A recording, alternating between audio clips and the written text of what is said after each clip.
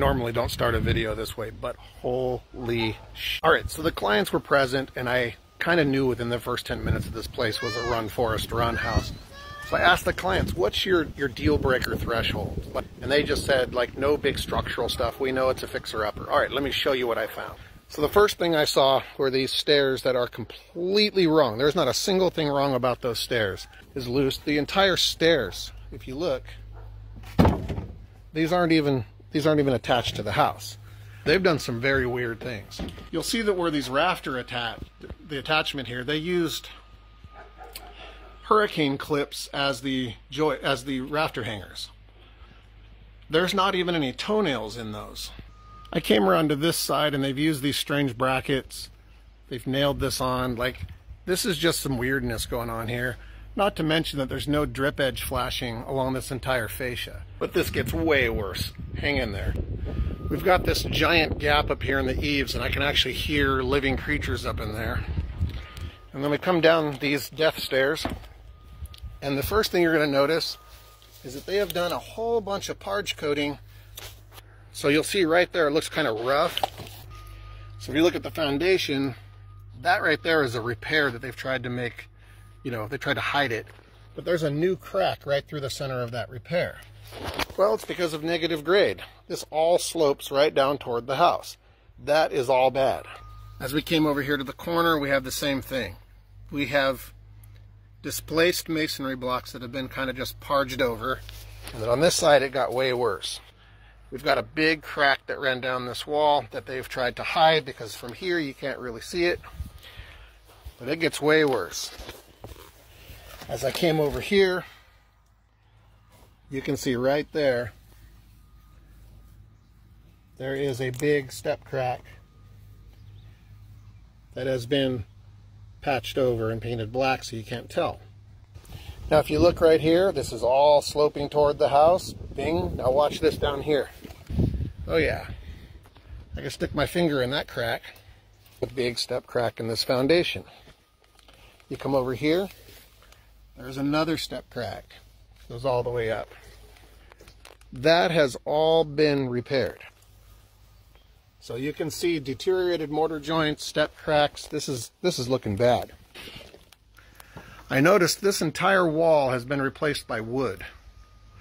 Like, why does this foundation wall end here, and why is that all wood? And why do we have these weird footings down here?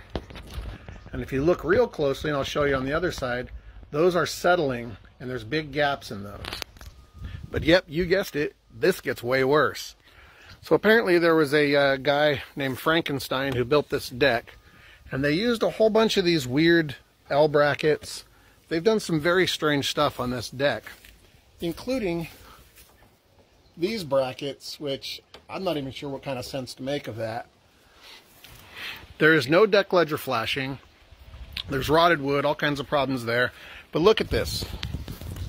This balcony that the client actually walked up, watch what happens. Not only is this railing loose, but so are the entire stairs. This whole thing moves all the way up. And I'm looking at this thing just going, what in the hillbilly hell is happening here? I think all this stuff out here is bad. Wait until I take you inside the house and you see what they did on the second floor structure. Hey honey, let's have a barbecue and invite some friends for the Super Bowl to come over and jump around on the deck. All right honey, no problem, let's do it. That's a good idea. I don't know, should this be level and meet up and match up? Because what in the hell is happening here? Hi, I'm Chuck from Chuck and a Truck Construction. We build the bestest decks in the world because we use all the brackets that we can find in our truck to build these things. I think every bracket known to mankind has been used here. I don't even know what kind of sense to make of this, but it's not good. And this deck is not safe. All the way down, everything is completely rusted. And the best part is this span right here is sagging. And if you look, the joists aren't even touching the beam itself. Right there. So apparently they're wildlife friendly because they love pests living in their eaves. And they had this little piece of trim here, a soffit trim, and you'll see they just decided to leave it off the rest of the way.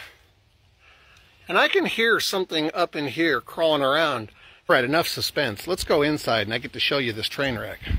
Hey honey, are the stairs supposed to do that? All right, I walked into this house and almost immediately the first thing that I saw was the second floor joists are sagged right here in the center. There's no support column here, but we got the little bolt that could, holding that up. Now, got a couple shelf L brackets going on here, so that's good. No problem there. Who feels safe, right? But look at this. This is the gap here.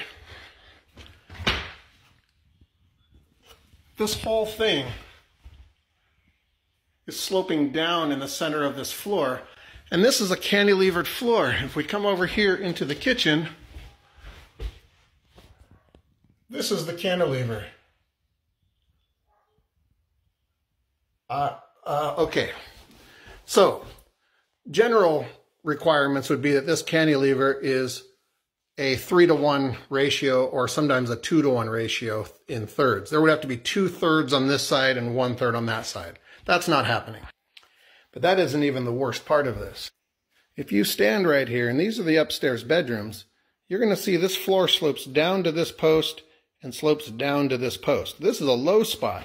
So as soon as I saw that, I wanted to know, is that proper load transfer? I don't know, because there's some weird things going on here. I'm sure there's some ghosts, spirits down here. So I came down here into the basement, and right there is where that support column is holding up the second floor. There is no load transfer here at all.